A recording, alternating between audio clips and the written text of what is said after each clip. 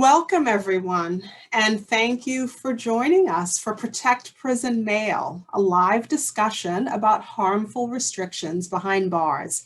My name is Cynthia Totten, and I'm a Deputy Executive Director at Just Detention International, a health and human rights organization that seeks to end sexual abuse in all forms of detention. I am a Black woman with curly hair. My pronouns, and I'm wearing a blue dress.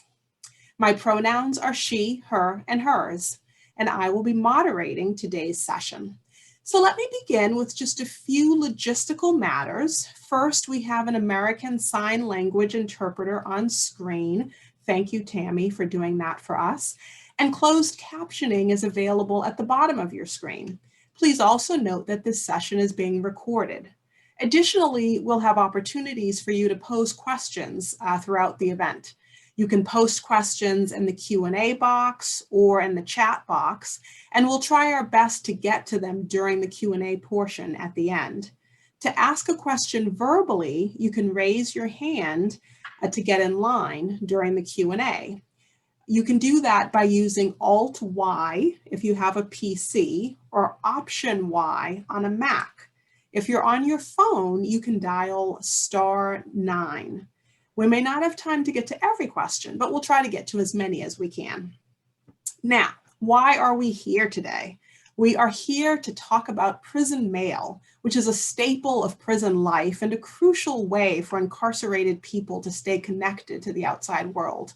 Letters from family members, drawings from children, greeting cards from loved ones. These all help maintain family and community ties and are vital to incarcerated people's ability to serve their time safely while maintaining a sense of hope for the future.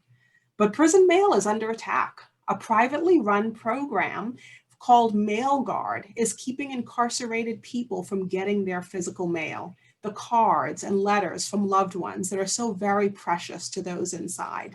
The program is run by a company called Smart Communications, and that company is looking to expand the program nationwide. JDI has launched a campaign called Protect Prison Mail aimed at ending MailGuard, and throughout the event, you'll be hearing how you can join us in the fight to stop it.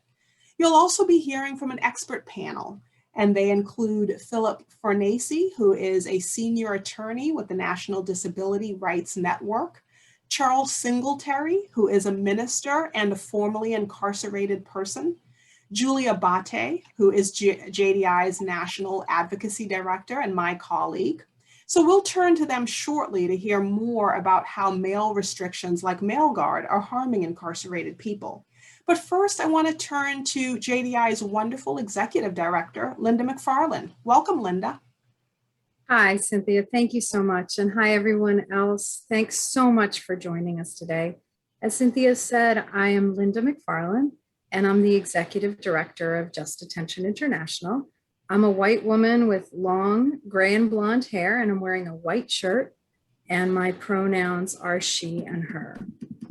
I want to tell you a little bit about JDI. We were founded in 1980, and we're the only organization in the US and the world that's dedicated exclusively to ending sexual abuse behind bars.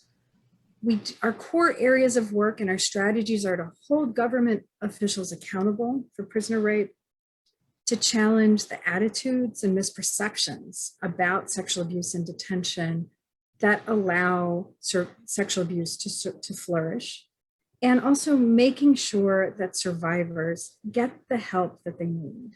And I want to pick up on that last point for a moment around helping survivors.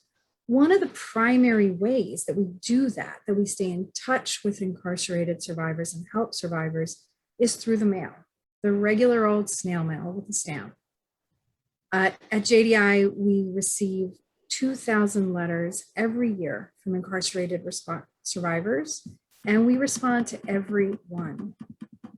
That mail, it's a lifeline for people who are locked up. For incarcerated people, mail is family, it's home, it's connection. And that's why any attempt, any of the programs like Cynthia was talking about, those attempts to restrict it, demand a response from us as a prisoner rights organizations and anyone else who cares about the welfare of incarcerated people. We're going to talk about this issue in a lot of depth today, and there are a few ways that people can take action to protect people's mail. One thing that we'd like for folks to do today and even after the event is to share with us the kinds of mail restrictions that you've heard about in your local facility when you've tried to contact people you care about, your loved ones. The restrictions, they're becoming increasingly common, and they can spread, and that's what we're concerned about. And so we want to fight them wherever they appear. So you could tell us about those restrictions by filling out the form, the link for which you'll see in the chat. It was just posted. You could also write to us at info, I-N-F-O, at justdetention.org. So another way to take action is our sign-on letter to Attorney General Merrick Garland, which we're also going to put in the chat and can be found at our website at www.justdetention.org under Protect Prison Mail. But again, that chat's right, it's in the chat right now. And if you're an advocacy group, JDI and the National Disability Rights Network have penned a sign-on letter to the Department of Justice. So if you'd like to join our effort as an advocacy group, please add your name to the form that's posted and pasted in the chat rather, and we'll also be emailing the link out following this event. Everyone will get an email with more information after the event, everyone who registered. So after this, I invite you to stay in touch with us, ask questions, visit our website, follow us on social media, and join us for future events like today's, because we will be having more where we'll talk about different aspects of our work. And we'd also love to get your feedback on today's conversation. We're always working to make these more useful and more engaging and better for folks. And then, of course, I also encourage you to follow and support our allies at the National Disability Rights Network. I'm so pleased and honored to have joined us today. So thank you all so much for joining us, for committing to standing up to the rights of prisoners.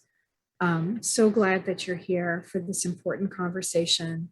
And on that note, I'm going to be turning things back to my colleague, Cynthia. Cynthia, thanks so much. Thank you so much, Linda. So now we're going to share a brief video of some formerly incarcerated folks whom JDI works with, describing why receiving mail from their loved ones outside was so important when they were incarcerated. Martin, a Chicano male and a formerly incarcerated person, sits in his apartment. Nobody ever thinks about really that how much the prison actually produces trauma, right? There's violence, there's assault, sexual assault, there's suicide, there's so many things that we happen to see as incarcerated individuals. That there's three things that really unify us to the outside world, and those three things are visits, phone calls, and mail, right? And a lot of times visits are really hard because distance, right? So you can't visit with your family as much as you'd like to. Phone calls, we know that it's very expensive. I talk to my daughter twice a month, and that's $35 right there. Just those two phone calls for about 15 minutes each call. And the one thing we look forward to on probably 2-3 times a week is our mail. Joe, a white male and a formerly incarcerated person, sits in an office. For me and many inmates like me who don't have family members that can afford $500 phone calls every day, it is the only connection to outside. And that's really kind of important. Johanna, a mixed-race Native American woman and a formerly incarcerated person, sits in her apartment.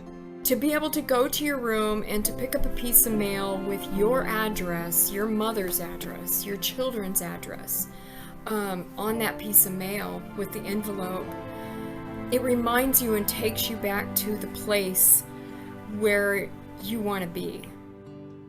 Troy, a black male with short black hair and a formerly incarcerated person, sits in his apartment. I love the fact that I was able to correspond with people that care.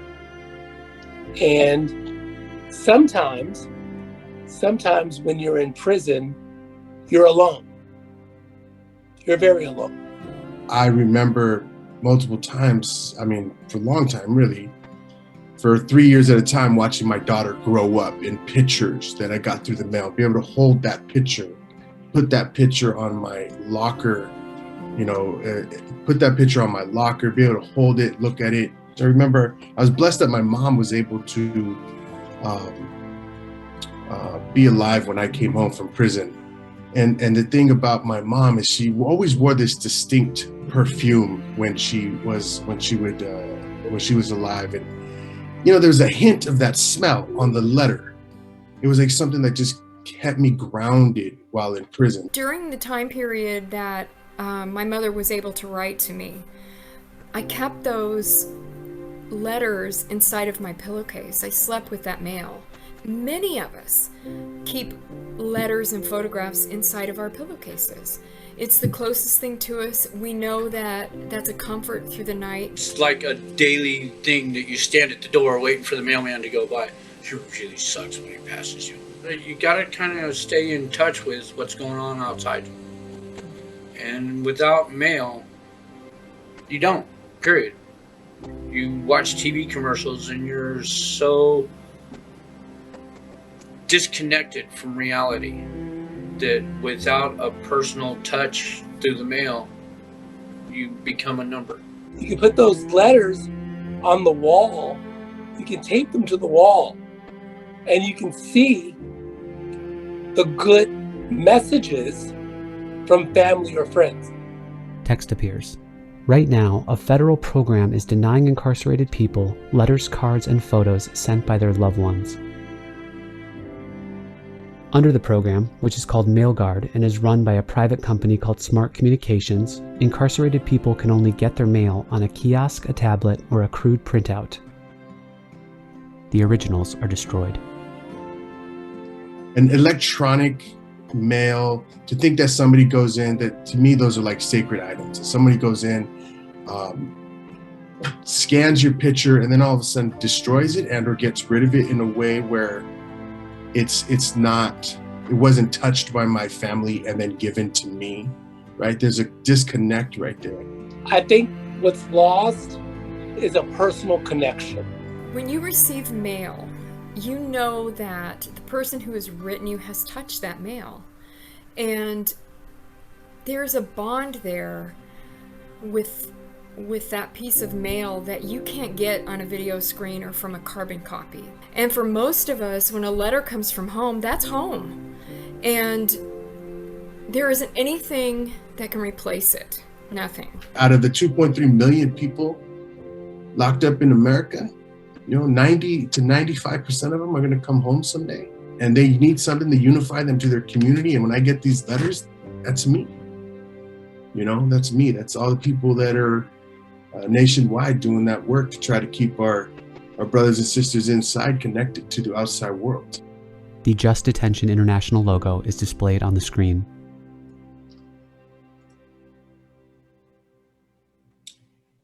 Great. That is such a powerful video. And I just want to thank Martine and Johanna and Troy for being part of that video, and Joe Booth, of course.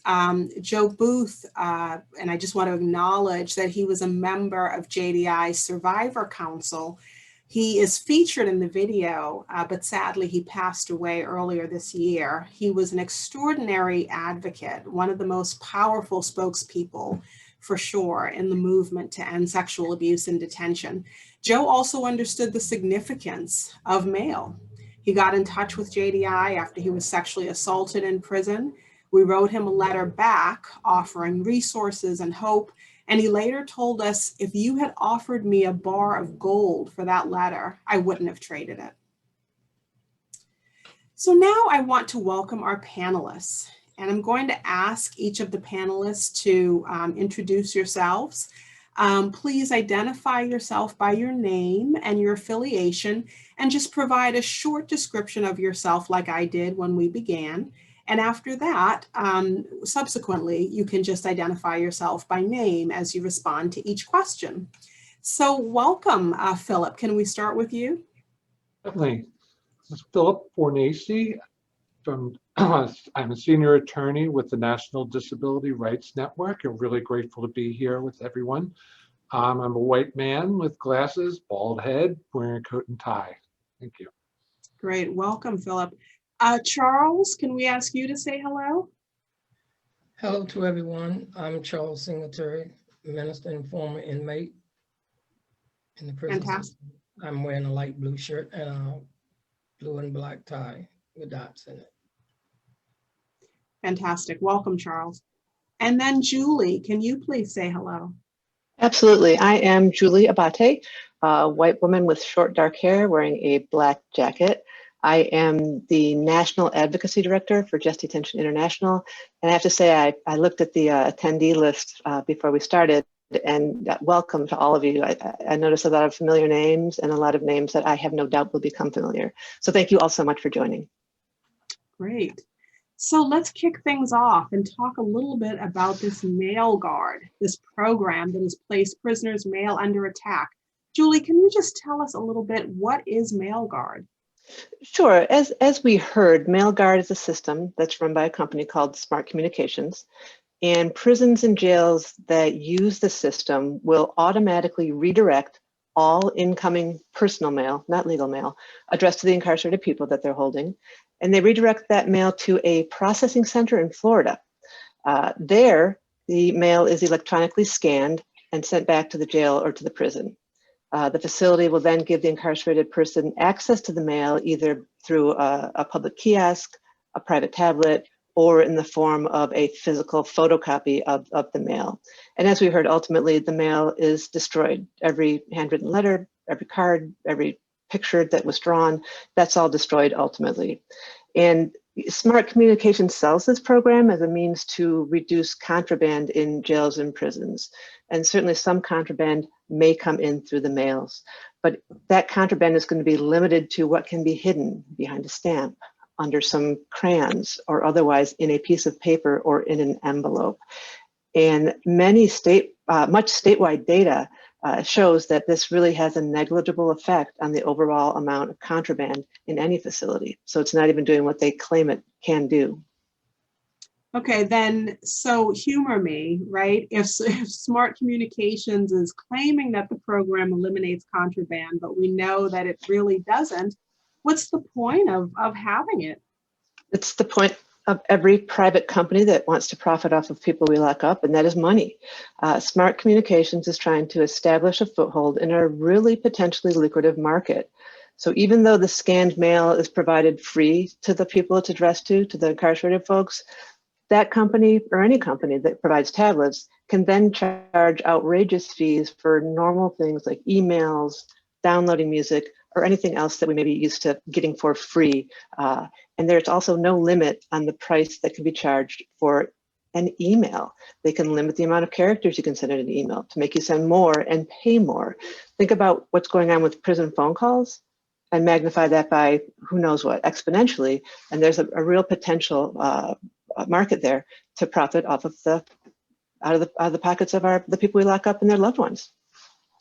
Yeah, and another concerning piece of this is the electronic surveillance aspect. Can you comment on that, Julie? Right, sure. Whenever you scan something like this, it creates an easily searchable electronic database that can search the contents of everybody's email, and it can search for everybody who has sent, regular mail, and it can search for everyone who has sent any physical mail to a facility, to anybody who's locked up. It's a really easy way to keep tabs on not only the folks who are locked up, but also the folks out that are not locked up, families and loved ones of folks. Wow. And just to say, I mean, as the mother of an 8-year-old little boy, I can't imagine if someone were to destroy the drawings and the writings and the things that he creates. So I just want to just ask people to kind of sit with that idea for a minute. It's just devastating. So Philip, can we turn to you? Talk a little bit about how MailGuard is especially challenging for people with disabilities who are inside. Sure. I think first of all, I mean, right off the bat, American prisons are terrible environments for any human being, as I think we pretty much all know. Beyond the idea of simply being put in a cage, prisons are typically dirty, noisy, chaotic places with unwritten rules of behavior and really threats of violence around every corner. Staff are, at best, indifferent and more often hostile to prisoners, and they're not sources of assistance. So into that kind of environment, put people with a prisoner who has a disability, and here speaking specifically about people who are blind or visually impaired, people who are deaf or hard of hearing, and even people with a serious mental illness. They have to navigate this environment, figuring out where to go, how to get there, learning who to trust, if anybody, and figuring out how to exist in this hostile environment. They need to navigate the phone system and get help with that. And for deaf prisoners, of course, access to a TTY or a video phone is yet another layer of complexity. Many prisoners with disabilities cannot even file a grievance, that is a complaint, on their own, if they even know there is a process for filing a grievance. And if a prisoner with a disability is sexually assaulted, they have almost no way to report what's happened to them. So adding the MailGuard system onto this huge mess adds another layer of challenges. As you've heard, and we all know, mail for prisoners is extremely important, the only real link to the outside world. Typically, blind people and people who are unable to read written English need someone to help them read their mail to them, usually another prisoner, which automatically creates confidentiality problems, but you kind of have to trust somebody if you want to read your mail. With MailGuard, a blind prisoner or a prisoner who can't read will need to have assistance to use the MailGuard kiosk or maybe a printout if that is available, but I think more typically the kiosk. The kiosk will be in a common area of the prison with lots of other people around. If someone's reading out mail out loud to a prisoner, others will obviously overhear it. But also because the prisoner with a disability cannot physically touch the mail and cannot have it read to him or her again unless there is a printout, he or she's not going to get any chance to hear it again and to remember it. So they really have to remember it that first time, and that's the extent of the pleasurable experience of reading personal mail. So in this crazy, really chaotic environment where a person's worried about people overhearing what's being read aloud, while worried as always about personal safety, the experience of reading mail is now a nerve-wracking experience, not the treasured link to family and friends that is standard mail. Then there's the concern that because the mail is scanned, as Julie said, anything contained in the mail can only be read by a corrections officer, but it can be retained and used against the prisoner at a later date if so happens. If somebody was not already a bit anxious or paranoid about the whole experience of being locked in a cage in this place, MailGuard and 24-hour surveillance adds just a whole other layer of stress and very serious mental health problems for everyone involved. Oh, thank you, Philip. That's just a great overview of the layers, right, that are then put in place for people with disabilities around mail once you have something like MailGuard in place. So Charles, I want to pull you into the conversation. Talk a little bit about your time in prison. This kind of MailGuard, mail scanning program wasn't in place at that time, but I understand that it was definitely still challenging for you in terms of being able to access your mail. Did you trust other people to read your mail to you? Did it feel safe? Being a former incarcerated inmate, I had no alternative as a blind inmate. Without the special accommodations, I had no other choice or alternative but to trust or try to trust other inmates to read my mail to me, because speaking with the system within the wardens and everybody, the teachers, trying to see if they can get me the proper equipment that could read my mail to me, was denied. All my requests was denied. And after being denied that, I had to be set up was that I was assigned to a certain inmate that they trusted would be trusted, that I could trust to read my mail, but to no avail, that did not happen. One inmate that they assigned to me read my mail to me, and at the same token, he took my sister's address and telephone number out of the letter. I don't know how he did it, but he did it. And he tried to contact my sister, trying to make her his girlfriend, which was definitely not the right thing to do. And that made me almost lose connection with my family, with my sister, because they feel like if one can take this information, what he'll do with all the rest of the information if they're trying to keep strong ties linked while I'm incarcerated.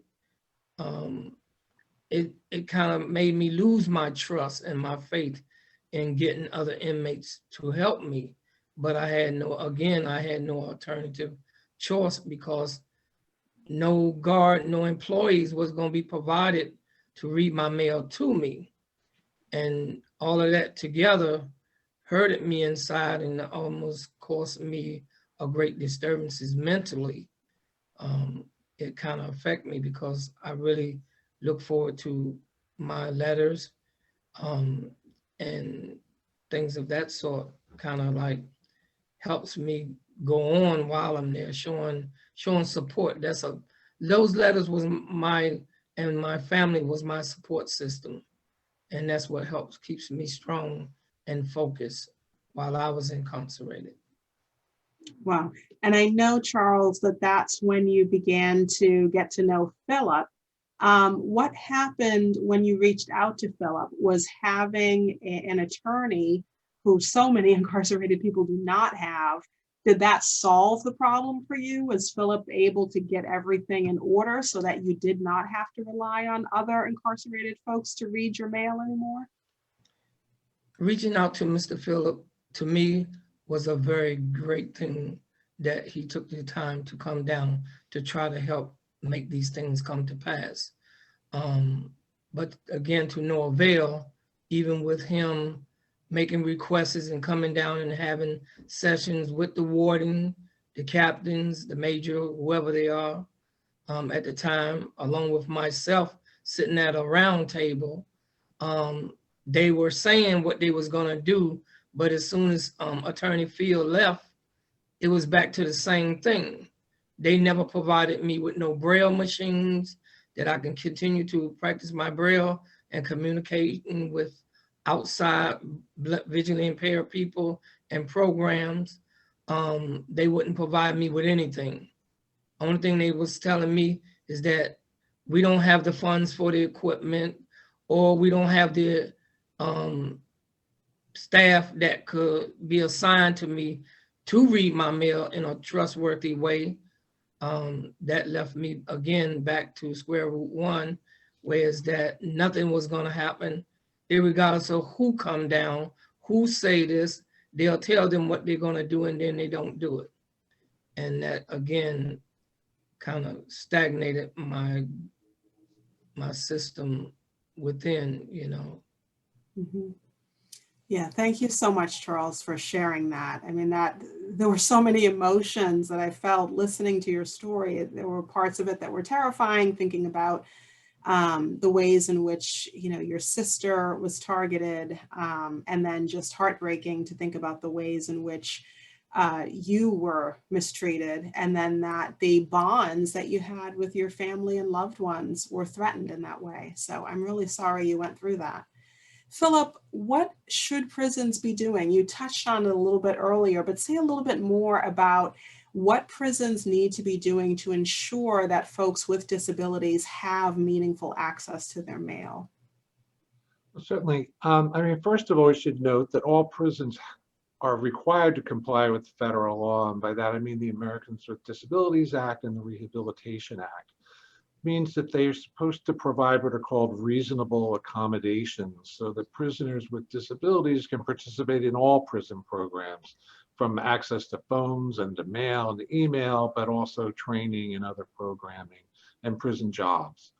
But unfortunately, the only way to get prisons to comply with the law is to complain and more likely to have to sue them, as Charles has sort of eloquently described that problem. But beyond the law, most prisons don't even recognize that someone with has a disability, much less accommodates that disability. And as absurd as it sounds, we have many stories of prisoners who will talk louder to a deaf prisoner, thinking that's going to help the situation. Or they will tell a blind prisoner, just read the sign when he or she might ask, how do I get to my meals? So at prison at intake, they rarely identify, much less make plans to accommodate prisoners with disabilities. But if they were so inclined to do, say, the right thing or the legal thing, there's a lot that could be done. On the outside, blind people have access to all kinds of technology to help them to read printed material without assistance, to use the internet, to read books and magazines in Braille formats and to have things translated into Braille. Deaf people can live in a community with other people who speak their own language, American Sign Language in this country, and they can communicate remotely through text and video and other devices, among many options. And of course, interpreters for the deaf are widely available outside prison. But even without technology, which as Charles explained, they will complain, oh, we can't afford that, there's no budget. At a bare minimum, prisoners can take, prison officials can take basic steps to accommodate prisoners with a disability. If a prisoner can't read due to a disability or other reasons, prison staff should be assigned to help. That would be staff who are legally bound to maintain confidentiality. If they do not obey that, you have a recourse if there's some kind of requirement there. There should be formal structures so that prisoners with disabilities can get help from staff navigating the prison environment and the prison rules, but also ways to maintain their own safety. Things like prison handbooks and grievance, that is complaint forms, should be in formats that blind people can read. They should be provided confidential assistance to file grievance complaints when necessary and to navigate that whole process. And of course, deaf prisoners should have access to interpreters for all kinds of things like medical visits, programs, and other kind of communications. So there's a lot that can be done without technology, but certainly more with it. And that should be done. But unfortunately, we're getting MailGuard instead, which makes everything worse for prisoners with disabilities. Thanks, Phil, for that overview.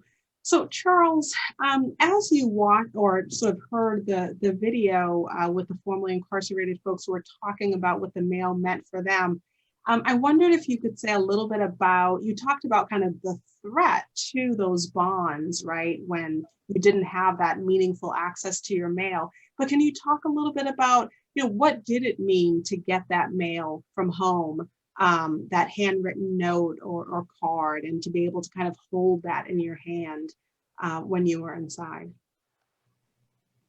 Receiving mail is a very important part of your incarceration, because those are your ties and your links to society, to help you rehabilitate yourself.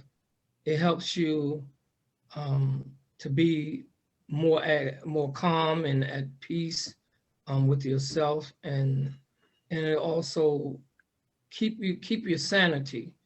Those pictures, those letters, those cards are memories, and it helps enhance your thinking and trying to make you a better person so that you can get back out there, if possible, by any chance, to be back with your loved ones, your children, your brothers and sisters, your moms, your aunties, your uncles, your friends that you left behind.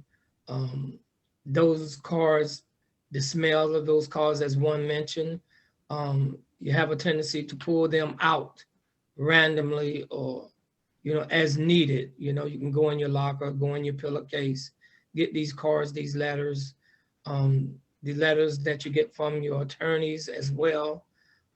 those things means a lot to you because you can always go back and do researches and look back on these things and see the people that's really concerned about you. And that's what it shows you. It shows you that somebody is thinking about you. You haven't been written off. Don't give up. Keep your sanity and just continue to seek for better ways to get out and get started in a new life. And that's what those letters mean to you. And stopping them, taking away those letters is not the solution. Take away those pictures and things destroys it. It destroys a certain part of you when they take those things away from you.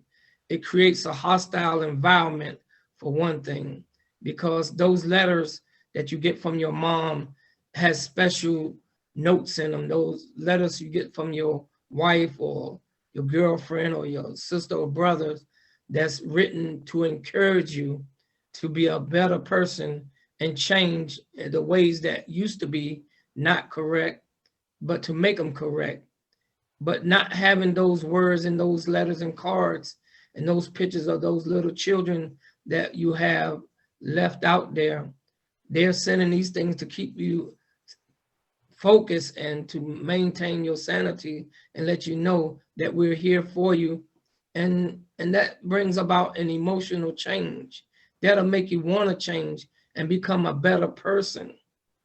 And that's what caused me to be as calm as I have been throughout my case incarceration, so that, you know, when I do get out, I never have to come back to this type of place. But when you take those things away from people, you're taking a large part of them away from themselves and their families left behind. It's like your family done gave up on you, because if they destroy all these letters that you can't have access to, you got to go to a kiosk machine or some type of tablet, whatever type of equipment they give you to read these things. It's going to cause a great disturbances and create a violent type attitude in a lot of the inmates, because when they don't get the things that they were used to, every holiday receiving these cards, Father's Day cards, Mother's Day cards, letters from the kids. Some kids send their homework to their parents incarcerated, and they won't no longer have these things. And it's going to create a chaotic type situation. And I don't think they should never take that away from them, because that's what helps them become a changed person, a better person. And like you said, without that mail, it destroys people, right? It just destroys you from the inside. So thank you, Charles, for sharing so much about your personal experience. Thank you so much. Yes. So Julie, I'm going to ask you again, is there any evidence that MailGuard keeps drugs out of prison? Is it going to solve the drug problem in prisons? No, it's not going to solve the drug problem in prisons, and it has not solved the drug problem in prisons from the state level where there is data available. There are so many other ways that drugs get into prisons, and to the extent that they identify a particular person who's incarcerated or loved one on the outside that has a risk of or concern for transmitting drugs, you can deal with that on a one-off type of basis. There's no need to punish an entire population of people because maybe 1% of those folks might have compromised mail. It's better to deal with it like that. It does not solve the problem. And Charles, having been inside, what do you think? Do you think that this type of program is actually going to help with the drug problem inside? I honestly believe, from my experience and from what I've heard and people tell me while I was incarcerated, that the drugs, if they're not getting in through the visits, they definitely not going to get it in through the mail, the way drugs was so popular in jail when I was there. So the other alternative is not the mail and not always the visitors. And ain't but one other way left to get it in other than mail and visitors. And I hate to say it, but the employees will be the next step, you know, to figure that out, you know, because I was told how, you know, the post office people themselves detects the mail before they even mail it out. They're supposed to anyway. And then it gets examined again by supposed to be professional mail room people. So stopping the mail is definitely not the solution to stopping drugs from coming in the prison system. Yeah, and it doesn't even purport to address what you're talking about, the staff role and drugs coming in. Yeah. So thanks for that, Charles. And then just turning back to you, Julie, how concerned do we need to be? This is a program, it's a pilot in a couple of federal facilities. It might be in one other state facility or a couple of county jails. This country has tons of prisons and jails. Why do we need to be so concerned about this? Because right now it is just a pilot program in the federal system, but as you said, it's taken hold either through Smart Communications or other companies in the rest of the country. But the pilot program, by definition, could be expanded. The Federal Bureau of Prisons could expand this system to their entire prison population, to all of the federal facilities. But worse, if Smart Communications is successful here, if this goes under the radar, if nobody complains, then what that allows Smart Communications to do is to use their success at BOP, the Bureau of Prisons, to sell this system to the rest of the country. Any state prison, any county jail, and it's a pretty big selling point. If the feds have done something successfully, then why not do it in your state or in your county? But the risk is that once this happens, then the risk-averse facilities are going to go ahead and follow suit. But because they are risk-averse, if they see that this is not going as smoothly as Smart Communications is selling it as, then they're going to think twice about signing up for this system. And it's tough because you don't know what you don't see. And so few of us are in a position to see what's going on in these facilities. And that's why it's really crucial to see it, make a big ruckus about it, stir up a lot of disturbance. Do not make it easy for BOP to continue this program. Do not make it easy for Smart Communications to use their experience with the federal government to profit off of the harm that they're doing to people that are locked up in our names. It's crucial. This is a really, really critical point in this process, and it has to be stopped. Absolutely. So what do we do? How do we resist, and how do we push back against MailGuard and Smart Communications? We've all got our ways, don't we? And the lawyers can do their lawyering, and you know, if it's not legal mail, then it's probably not going to have much success. For individuals with disabilities, a one-off like lawsuit could help one person. Of course, the remedy would be to provide proper accommodations to read a scanned copy, or best case scenario for that person, it could be that person gets to receive physical mail, but it's not going to affect the entire system. So the best thing to do is make some noise. The best thing to do is let people know that there are people out here who are watching, who care about how the people we lock up are being treated, who do not want them harmed in this way. It's unnecessary. So this is one time when signing a petition, I always wonder, what good does that do? And here, there's really a lot of potential to do a lot of good, to show that there are folks, people on this event are from across the country. This is not just at one location. This is it's a national concern, and we're not going to ignore it. We're going to make our voices heard any way we can. And signing the petition can be one of the most meaningful things that we can do to, first of all, stop the policy at BOP, to who the letter's addressed, but also to set the stage to show other jurisdictions, states or counties, that if they do this, it's not going to be easy. And then we can all keep an eye on our neighboring counties and states and come together when those systems try to institute this restricted mail program. Great. Thank you so much, Julie. So we're going to take a few questions right now. It looks like there's been quite a lot of activity in the chat.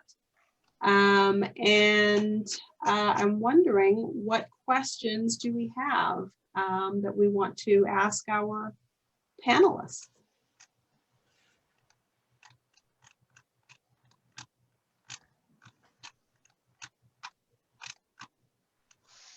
Okay. I'm not sure. Okay, so here's a question. So Connecticut recently passed a bill that makes communication with people who are incarcerated free. However, I could see this MailGuard still being put in place there. What could be some of the implications there if profit isn't a motive? Isn't it even likely to be instituted in situations where prisoners are able to communicate freely?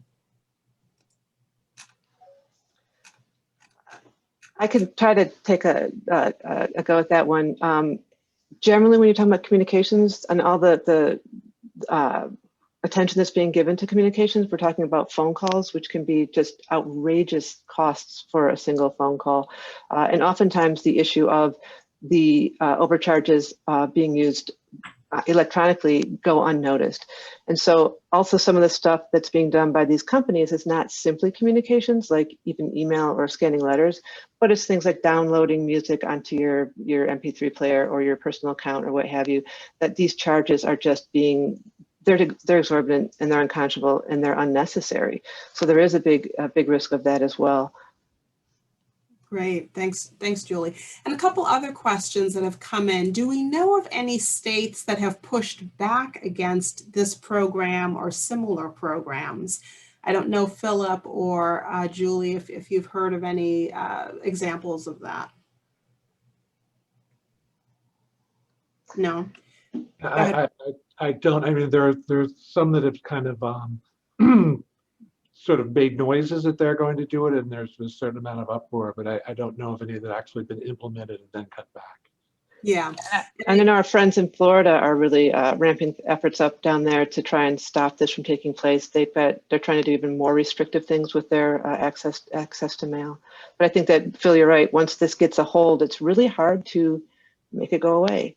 So let's just stop it where it is, right at the federal level. Mm-hmm. Yeah, and do we know how many states currently have this type of program in place, even if it's not under MailGuard? I know we've heard of it taking hold in some other state systems and maybe some jails. Texas, Arkansas, Pennsylvania, Florida, Ohio. Folks have been writing in the chat.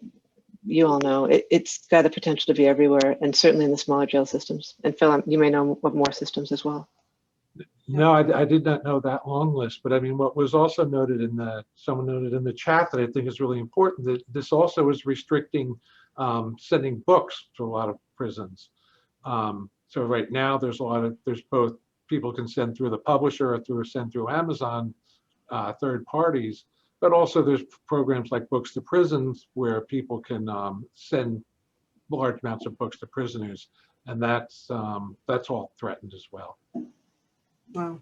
And what about mail from religious institutions? Would this impact that sort of mail as well? Charles, you're shaking your head. Yes. You want to comment on that? I think it will affect it definitely the same way it's affecting the rest of the population in the prison system, because they're not looking at it from a religious perspective. They're looking at it from trying to eliminate the problem with the drugs going on in the system. But that is definitely not the solution to stopping all of that. So they're not concerned about whether is it coming through from a religious material. They looking at it, it's coming through and nothing is coming through. That's their thing. Mm-hmm. If it's not legal mail, it's going to be impacted. Religious, sexual abuse survivor correspondence, if it's not legal, it's going to be affected, and sometimes legal mail will be as well. Absolutely. And someone is commenting here that it might actually take a lot longer for prisoners to get their mail. I think that's probably a good point, right? If you have to divert the mail, send it to Florida, have it scanned, go through this whole process, that's just yet another kind of barrier that sets up. Charles, I mean, can you imagine not only do you have this kind of complete infringement on your right to receive your physical mail, but then you're receiving it potentially, who knows, right, days later.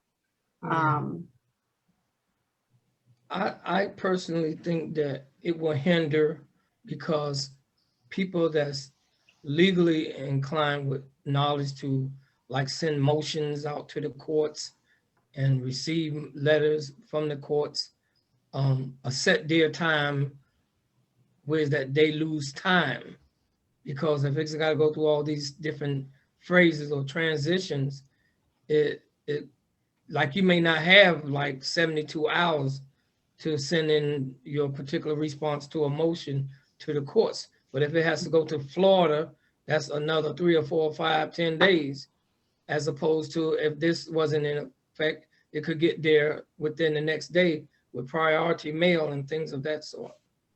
Well, that's a really good point. And then Kenneth was mentioning or asking whether JDI or NDRN have any friends or supporters in Congress where something could be done at the grassroots level, for example, to draft some sort of model legislation to kind of oppose these sort of mail restrictions on a unified front. Is that something that might be part of a potential strategy, kind of getting some of, more grassroots organizations involved, reaching out to Congress more? Phil or Julie, want to comment? Well, yeah, I think legislation would be pretty challenging to have some kind of a federal law that would prevent states from doing something like this. And I think the approach that JDI initiated here makes the most sense, is kind of nipping it in the bud, go right to the Department of Justice now and sort of stopping this federal program from happening. I'm just not sure that it's feasible for federal law to be controlling what happens in the state. Yeah.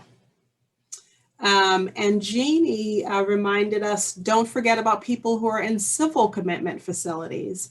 And those facilities may also end up following the lead of the BOP and other DOCs.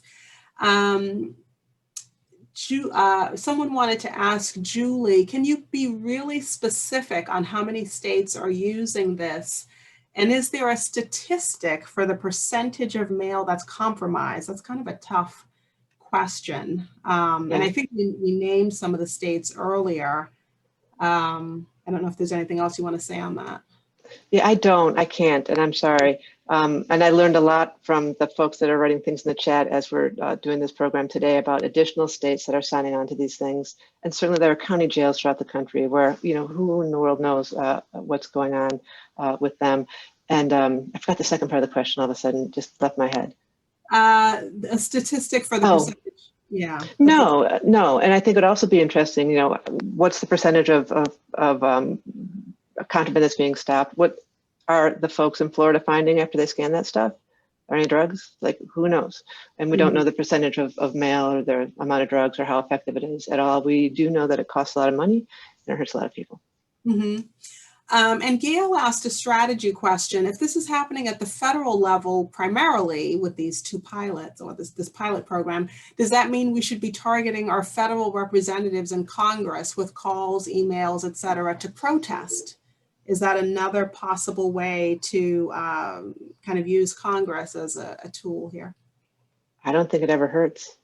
Any way you can amplify your voice, anybody who can listen, anyone who can come on our side, absolutely. And I also agree with Phil that federal legislation might not be the exact way to go for this. Even if Congress would pass a bill, it would take an awful long time. And yeah. And then Kate had mentioned that there's a restriction like this in place in the, I believe in the LA County jail system she was mentioning. Okay, so I think what we'll do now is wrap up. I know we've got just a ton of other questions and comments in the chat, and definitely appreciate how lively the chat has been and how many of you are offering up your own experiences and your own sort of knowledge of what's going on in your local jurisdiction.